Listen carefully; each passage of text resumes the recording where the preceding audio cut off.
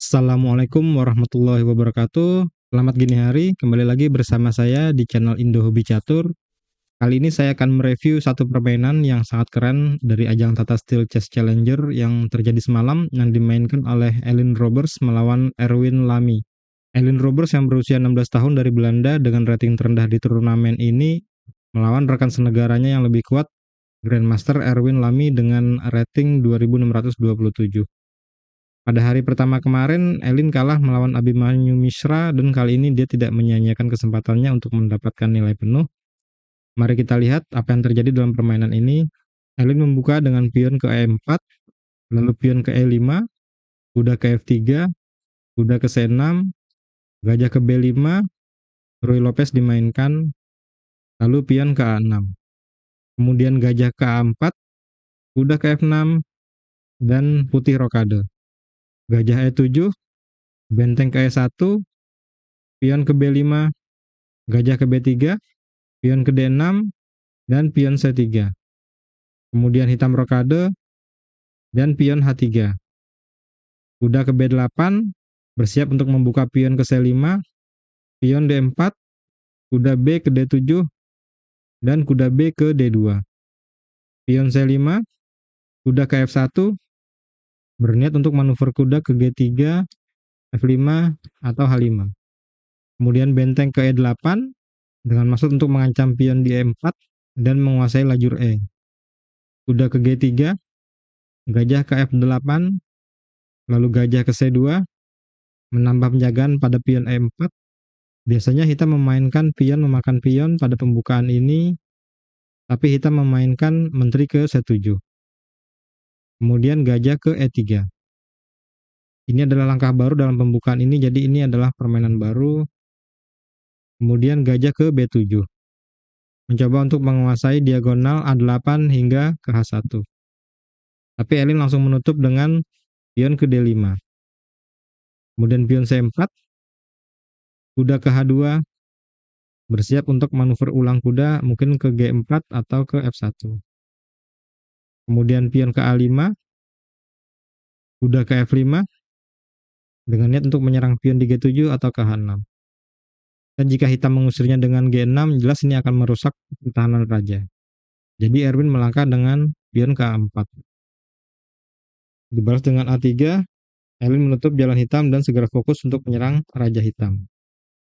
Raja ke H8 mencoba memindahkan raja ke petak yang lebih aman sebelum serangan sampai ke wilayah raja hitam. Elin pun segera menyergap dengan G4. Lalu kuda ke C5 dengan maksud untuk menyerang pion di E4 atau menempati D3. Putih jalan menteri ke F3 untuk menjaga pion di E4. Lalu kuda ke G8 memindahkan kuda sebelum pion maju ke G5. Dan Elin pun menjalankan pion ke G5. Lalu G6 mengancam kuda dan kuda pindah ke G3. Lalu gajah ke E7 mengancam pion di G5. Pion ke H4 untuk menambah penjagaan pada pion G5 dan jika memungkinkan pion ini akan maju ke H5. Benteng ke F8 dan benar saja Elin terus memajukan pionnya ke H5. Sampai sini hitam disarankan untuk melangkahkan menterinya ke D8 untuk mengurangi tekanan pion di G5. Tapi hitam malah jalan gajah ke C8. Kemudian menteri ke H1 dengan maksud untuk menguasai lajur H setelah pertukaran pion di H5.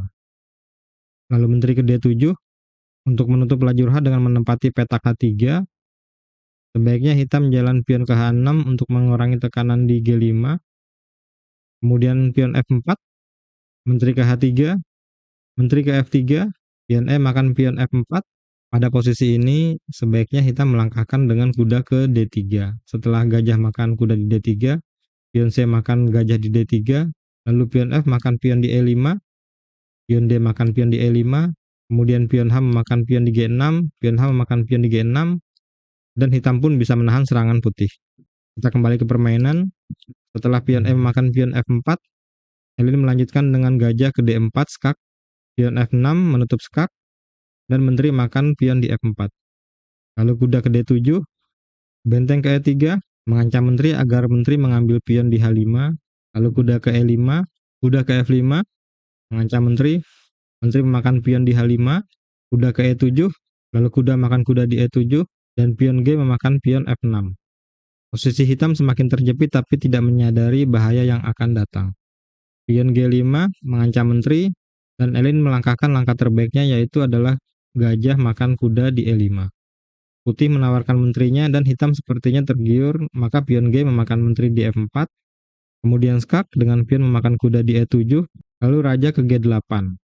Sebaiknya hitam menutup dengan benteng ke F6, setelah gajah makan benteng di F6, skak, dan raja ke G8, maka raja dapat mencegah pion putih promosi dan mengancam balik raja putih.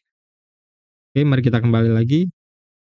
Setelah sebelumnya raja pindah ke G8, lalu pion E memakan benteng di F8, promosi menteri, raja makan menteri di F8, gajah makan pion di D6, skak, raja ke E8, gajah memakan pion di F4, dan benteng A7, dengan usaha untuk menyerang balik raja putih. Dilanjut dengan raja ke H1, benteng ke G7, benteng ke G1, mengajak pertukaran benteng, dan Erwin pun setuju, benteng makan benteng, dan raja memakan benteng di G1.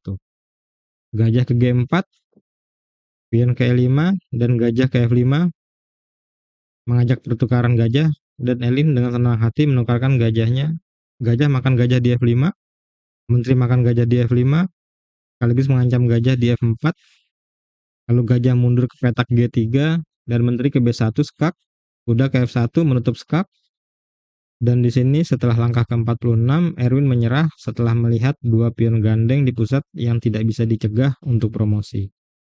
Jika dilanjutkan, menteri bisa memakan pion di B2, lalu pion D6, menteri mengambil pion di A3, lalu pion E6, pion C5, langkah yang tidak ada gunanya sebenarnya karena benteng ini dijaga oleh kuda. Pion D7, skak, raja menghindar ke D8, lalu gajah ke H4, skak. Setelah raja bergeser ke C7, lalu pion promosi jadi menteri, maka hitam dipastikan akan kalah. Ini adalah pertama kalinya Elin menang melawan pemain dengan rating di atas 2600. Dia bahkan belum pernah menang melawan pemain dengan rating 2500. Dan kemenangan dia kali ini dengan sangat keren, bahkan melalui pengorbanan menteri. Oke, sekian saja review permainan kali ini dari saya. Semoga teman-teman suka. Silahkan klik like jika Anda suka, dislike kalau tidak suka. Silahkan subscribe agar saya bersemangat untuk membuat video-video menarik lainnya. Sampai bertemu di video berikutnya. Assalamualaikum warahmatullahi wabarakatuh. See ya.